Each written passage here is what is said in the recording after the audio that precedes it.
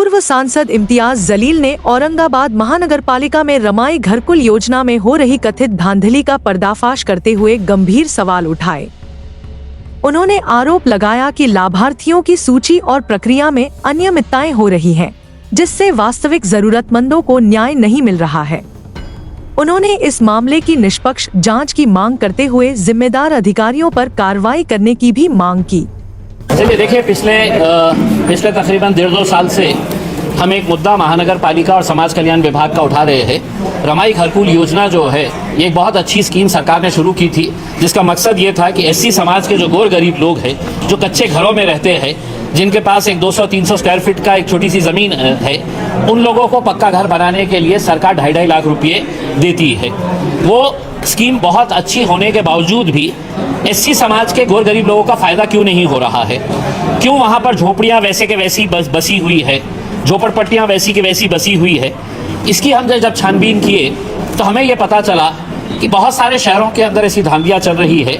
हमारे शहर के अंदर तो कुछ हद ही पार हो गई है कि यहाँ पर जो अपने आप को भाऊ, दादा और ये समाज के बड़े बड़े नेता कहने वाले लोग जो बड़ी बड़ी गाड़ियों के अंदर घूमते हैं, अपने ही गौर गरीब समाज को कैसा लूट रहे हैं, हमने इसकी इंक्वायरी करे। और वो इंक्वायरी के अंदर हमको समझ में आया है कि 3,000 रुपये अगर आप उनके लोगों को देते हैं तो टोटल फाइल 3,000 रुपये के अंदर बन के मिल जाती है। अब वो उसके अंदर क्या क्या होता है, तो आपका रहीवासी सर्टिफिकेट होना चाहिए, उसमें आपका इनकम सर्टिफिकेट होना चाहिए 1 साल का, उसमें आपका रेसिडेंशियल ये होना चाहिए, फिर आपकी टैक्स रिसीप्ट होना चाहिए। वो टैक्स रिसीप्ट के साथ आपको कास्ट सर्टिफिकेट एक लगाना है और पीला राशन कार्ड आपको लगा के देना है। बस ये 5 डॉक्यूमेंट्स हो गए, आप दे दीजिएगा लेके जाके, और 2.5 लाख रुपये है तो लेके गायब हो जाइए।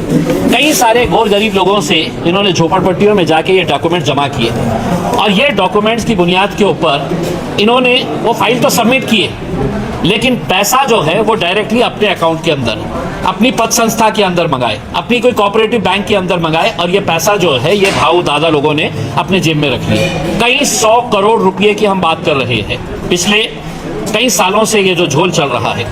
अब जब ये मामला हम देख रहे थे कि इतनी सारी शिकायतें मैंने किया था, मैंने चीफ मिनिस्टर देवेंद्र फडणवीस को किया था, मैंने सोशल वेलफेयर के मिनिस्टर जो दुर्भाग्य से हमारे ही अपने मिनिस्टर है, यहाँ के पालक मंत्री है संजय सिरसाट, एससी समाज से ताल्लुक़ रखते हैं और उनके नाक के नीचे ये धांधली चल रही है।